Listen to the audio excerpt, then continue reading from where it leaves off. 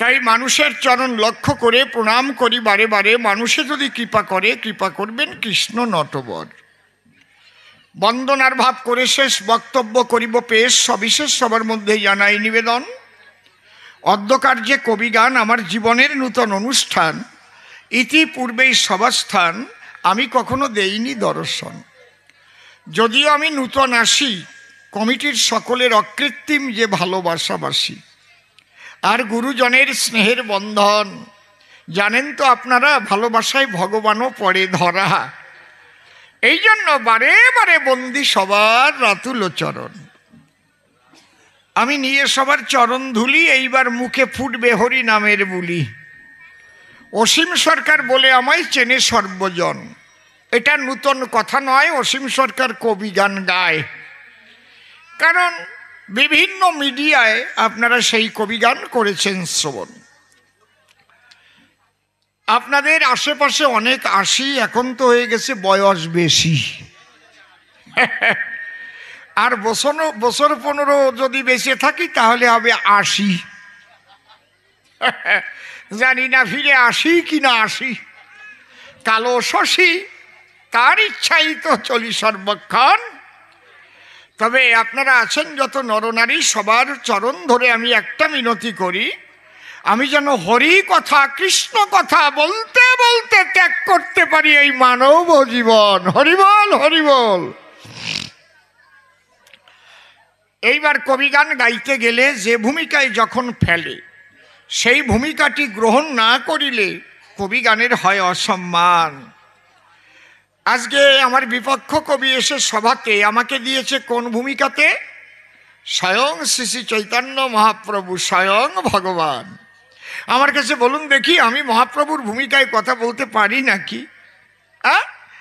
আমি একদম নগণ্য জঘন্য অতি দীনদন্য একটা মানুষ, এই বিশ্ব বিদ্যমান। তথাপি কবিগান গাইতে আসি আপনাদের পাশাপাশি।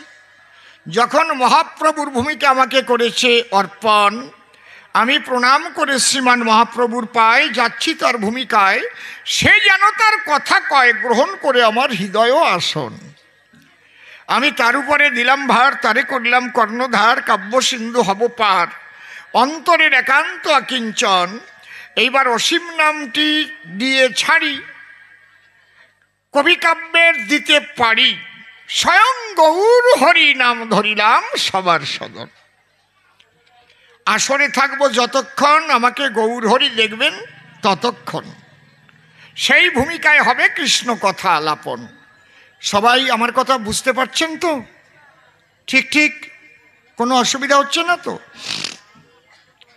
এবার আমি যাব বৃন্দাবনে। যখন ভাবলাম মনে মনে আমার শনে বলভদ্রকে করিল প্রেরণ। কি ঘটনা ঘটেছিল সে ঘটনাগুলো আগে আমার বলা হলো, আপনারা এক এক করে শুনেছেন বিজ্ঞজন।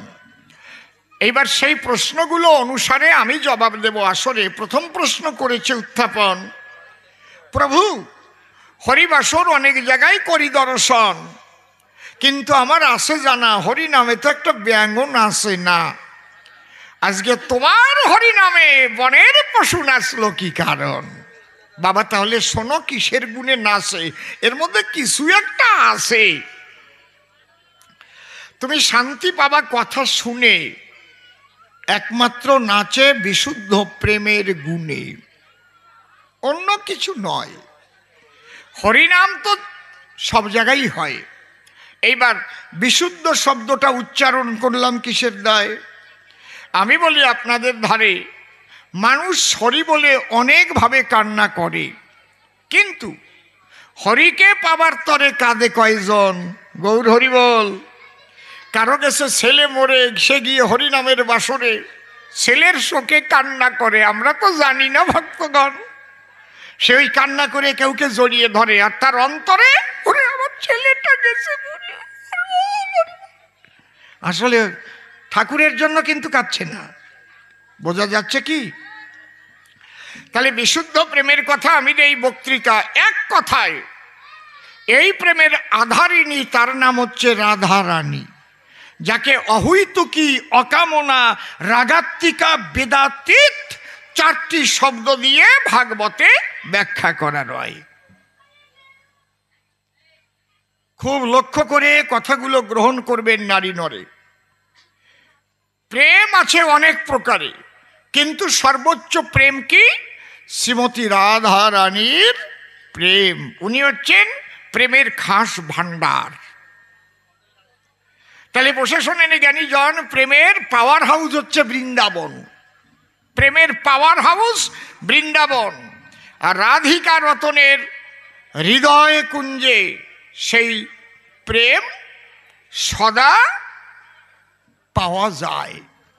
সেই প্রেম যদি কারো জাগে, কার কৃপায় জাগে? শ্রীমতী রাধারানীর প্রেমের অনুরাগে। এই জন্যে আপনি বৃন্দাবনে যাবেন, শুনতে পাবেন কৃষ্ণ নামের আগে রাধা নাম আগে। রাধে রাধে, জয় শ্রী রাধে। কি ঠিক বললাম কি বেঠিক বললাম? আমার কথার সঙ্গে মিলিয়ে নেবেন। তাহলে আমি আগে যে প্রেমের কথা দিলাম বক্তৃতা, এক কথায় প্রেমকে দুই ভাগে ভাগ করা হয়। কি? একটা হৈতুকি আর একটা অহৈতুকি। হৈতুকি প্রেম কাহাকে বলে আমি বুঝিয়ে বলি সবাতলে। পার্থিব জগতের কোনো কিছু পাবে বলে যারা হরি বলে কান্নাকাটি করে সর্বদাই, হৈতুকি প্রেম তারে কয়। এটা কিন্তু বিশুদ্ধ প্রেম নয়। আর অহৈতুকি প্রেম হলে তারা যায় কোন পর্যায়ে? অন্য কিছু চাই না রে ভাই, একমাত্র গোবিন্দকেই চাই। অন্যান্য অভিলাষিতা শূন্য জ্ঞান কর্মদানাবৃত আনুকূল্যেন কৃষ্ণানুশীলনং ভক্তির উত্তমা। সকল অভিলাষ তার মন থেকে হয়ে গেছে নাশ। একমাত্র পাবে বলে প্রাণ গোবিন্দ পিতবাস, তার সদা হাহুতাস। অন্য কিছু আকাঙ্ক্ষা সে করে না কখন। একমাত্র কৃষ্ণ ভক্ত পেলে তার চরণ ধুলি মাথায় নেয় তুলে, প্রেমানন্দে হরি বলে সে ধুলায় ঘড়ি দিয়ে সেই ধুলি অঙ্গে মাখে।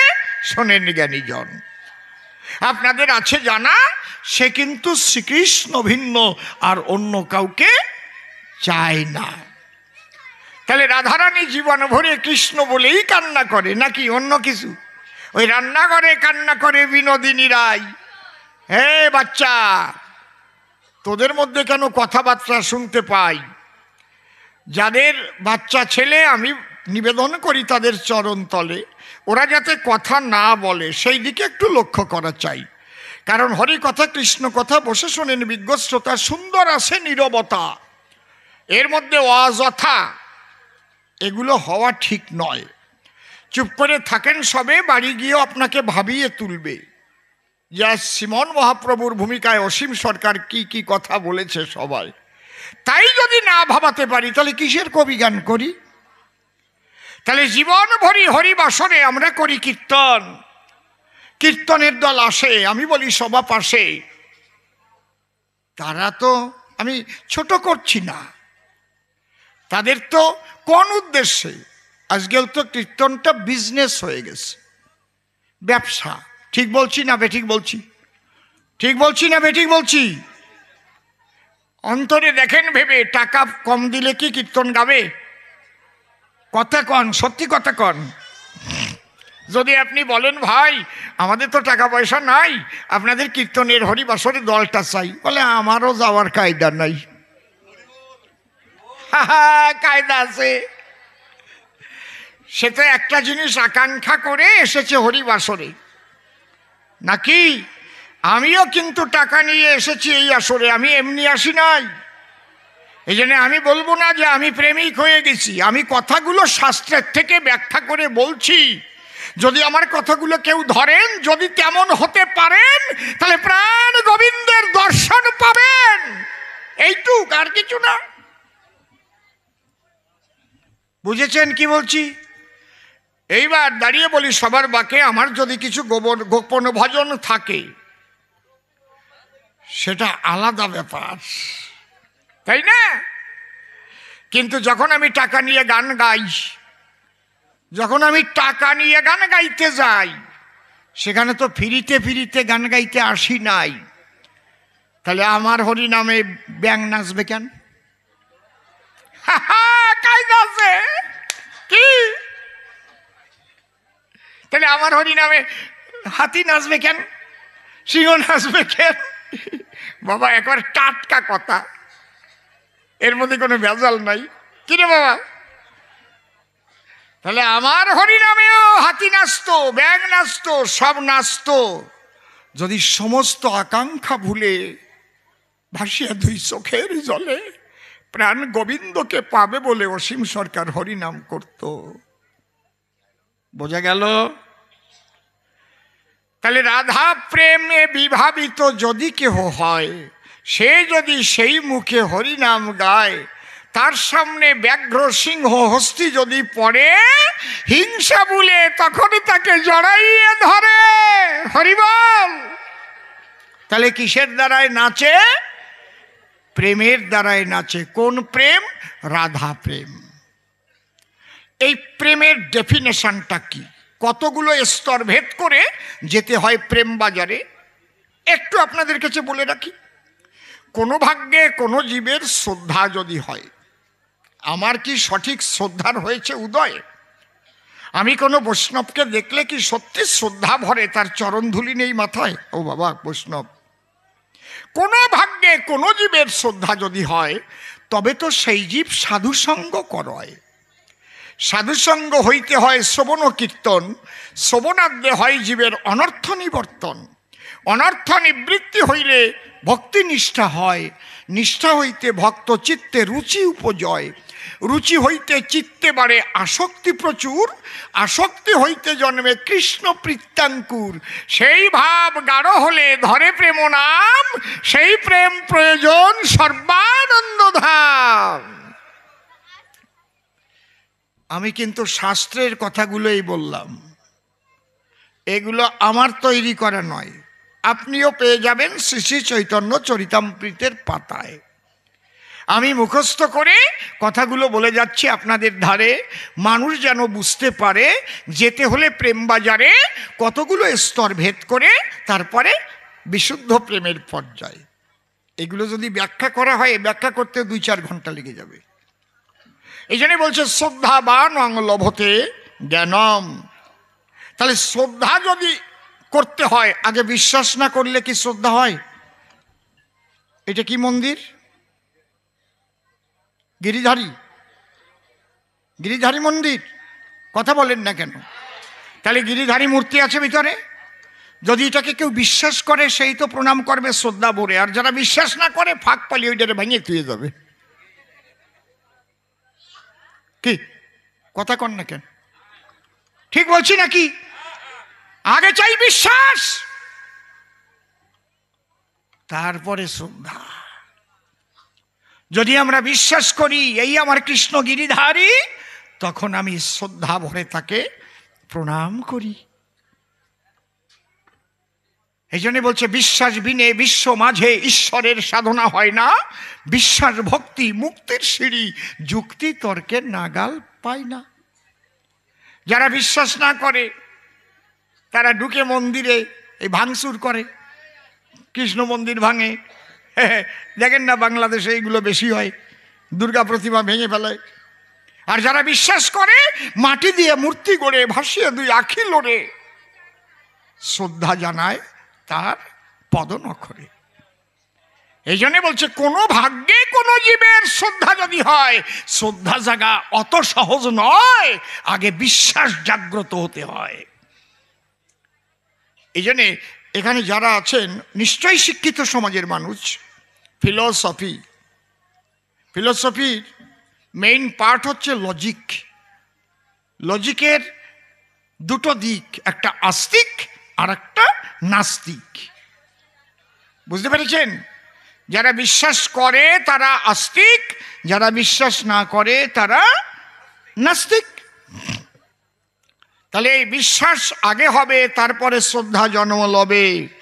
কোনো ভাগ্যে কোনো জীবের শ্রদ্ধা যদি হয়, তবে তো সেই জীব সাধুসঙ্গ করয়। সাধুসঙ্গ হইতে হয় শ্রবণ কীর্তন। সাধু কীর্তন করে, আর আমার কর্ণকুহরে সেই শব্দ ব্রহ্ম গিয়ে ওই যে কানের ভিতরে গিয়া দিয়া মরমে পশিল গিয়া, আকুল করিল মন প্রাণ।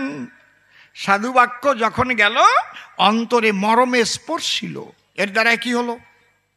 কোনো ভাগ্যে কোনো জীবের শ্রদ্ধা যদি হয় তবে তো সেই জীব সাধুসঙ্গ করায়।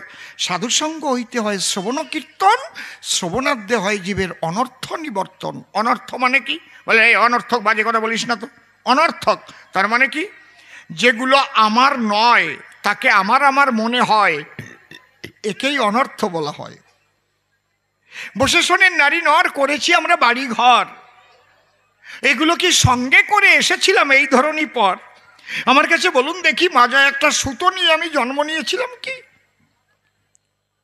তাহলে এত সম্পদ কে দিয়েছে? এই বিশ্বের মাঝার কার? আমি কিছু নিয়ে আসি নাই, তাই এখান থেকে কিছু নিয়ে যাবার আমার অধিকার নাই। আহারে, তাহলে কেন মিথ্যা কথা বলবো? কেন পরের টাকা মেরে খাবো? কেন ঘুষ খাবো? কেন মানুষের মনে ব্যথা দেব? একদিন তো চলেই যাব। তাহলে এমন ভাবে জীবন কাটাবো, মানুষের কাছে একটা দাগ রেখে যাব। গৌর হরি বল। বোঝা যাচ্ছে কি? সাধুসঙ্গ করলে এই ভাবের উদয় হয়। আর যারা সাধুসঙ্গ জীবনেও না করে, ওইগুলোর দ্বারা ক্ষতি হয়। বুঝতে পারছেন কি বলছি? ওদের দ্বারা সব আকাশ। আর বেশি বলবো না বাবা, ও আপনার যার যার ব্যাপার বুঝে নেন গিয়ে। কিছু কিছু কথা একটু ইশারায় বলতে হয় নাকি? বুদ্ধিজীবী যারা ইশারাতে বুঝে নেয়, তারা ইশারায় বোঝে কেমন জানেন? ছোট্ট একটা গল্প বলবো। ও তো একটা গল্প বলেছে, আমি বলবো, পারমিশন দিচ্ছেন? বলবো। একটা 24 বছরের ছেলে একটা 18 বছরের মেয়েকে গান শিখায় রাত্রিকালে। টাইম করেছে রাত 8টার পর। আর ওর বাবা কিন্তু কাজ করতে গেছে দুবাই শহর, মা আর মেয়ে থাকে ঘরে। আর ওই মাস্টার মশাই রাত 8টার সময় আসে গান শিখাবার তরে। এখন ফোনটা বন্ধ করুন। মাস্টার মশাই হারমোনিয়াম মেয়েটাকে দিয়া আর নিজে ডুগি তবলা নিয়া, উনি ডুগি তবলা বাজান। ধা দিন ধিন না না ধিন ধিন না না তিন তিন না ত্রেকটে ধিন না ধিন দিন না না তিন দিন না না তিন তিন না ত্রেকটে ধিন না। আর মেয়েটা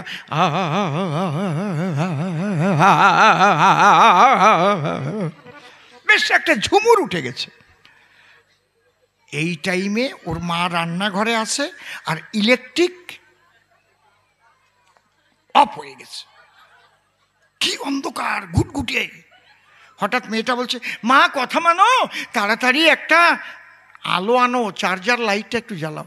মা রান্নাঘর থেকে বলছে, শোন সবিতা, মেয়েটার নাম সবিতা, এই জায়গায় আবার কোনো সবিতা আছে নাকি? ওইদিকে তাকাতাকি করছে যে, আমার তুমি না মা, এটা গল্পের সবিতা। বুঝুন না, রাগ করুন না।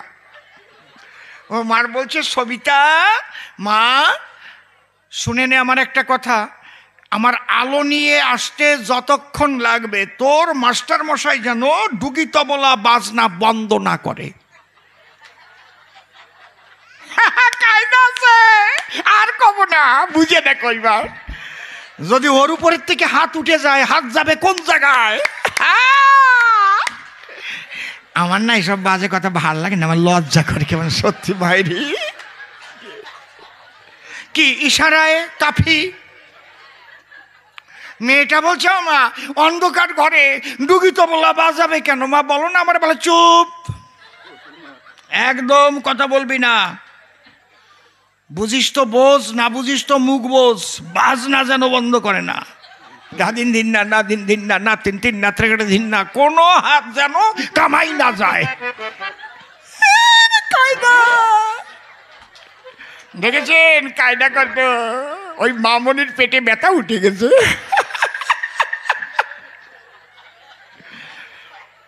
শোনেনি, অনেকে ভাবতে পারে তাই।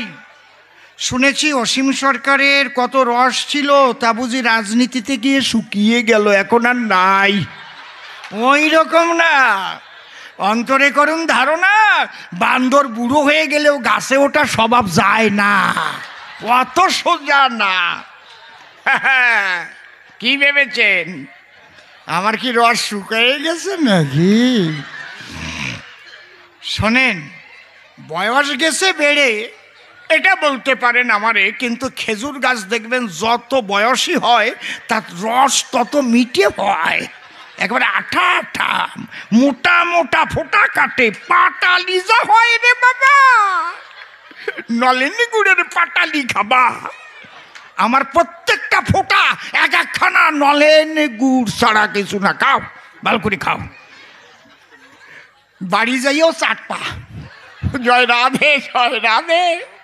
ওই মামনির অবস্থা খারাপ, চুপ করে থাকেন সবে, মাঝে মাঝে একটু রস তো দিতে হবে নাকি?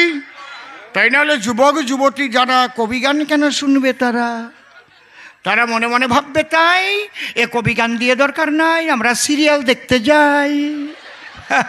কায়দা কত অন্তরে করুন ধারণা, এই রস দিয়ে রাখবো ধরে যাতে না যেতে পারে টিভির পর্দার ধারে, একজন উঠবে না। আবার আসল আসল কথা কব, মাঝে মাঝে রস দেব, ঠিক তো? তাহলে প্রথম প্রশ্নের জবাব দিয়ে গেলাম তারে বুঝাইয়া, প্রেম না হলে শুধু নামের দ্বারায় কোনো কালে ওইভাবে হরি করি নাচা সম্ভব নয়। সেই প্রেম কোন প্রেম বটে তাও বললাম তোমার নিকটে, যদি কারো ভাগ্যে ঘটে প্রেমময়ী রাধা রানীর কৃপা যদি কারো উপরে বর্তায়। জয় রাধে। এইবার আপনারা আমার কথা লবেন, এই রাধা প্রেমের তত্ত্বটা শ্রীগুরুর কাছে ভালো করে জেনে নেবেন, শ্রীগুরু আপনাকে বলে দেবে। কি বলছি বুঝতে পারছেন? আমি 20 কথা বলে যাই, আপনি এগুলোর সমস্ত কিছু পাবেন শ্রীগুরুর ঠাই। এই জন্য বলছে দীক্ষাগুরু কৃষ্ণ আমার শিক্ষাগুরু রাই, বৃন্দাবনের ভজন তত্ত্ব যাহার কাছে পাই, ঊর্ধ্বলিঙ্গ ঊর্ধ্বজনী ঊর্ধ্বরতি হয়, ঊর্ধ্ব না হইলে জীবী যাবে জমালয়, পুরুষের লিঙ্গ হয় মস্তকের মণি, তাহা দিয়ে খেলা করে দেবপদ্মজনী, সাধকের স্থান হয় বৃহৎ বৃন্দাবন, শ্রীরাধিকা হয় তার প্রেমের মহাজন। কথাগুলোর কত ওজন জানে কেবল রসিক সুজন, অরসিকের জানা সম্ভব নয়। তাহলে প্রথম প্রশ্নের জবাব হলো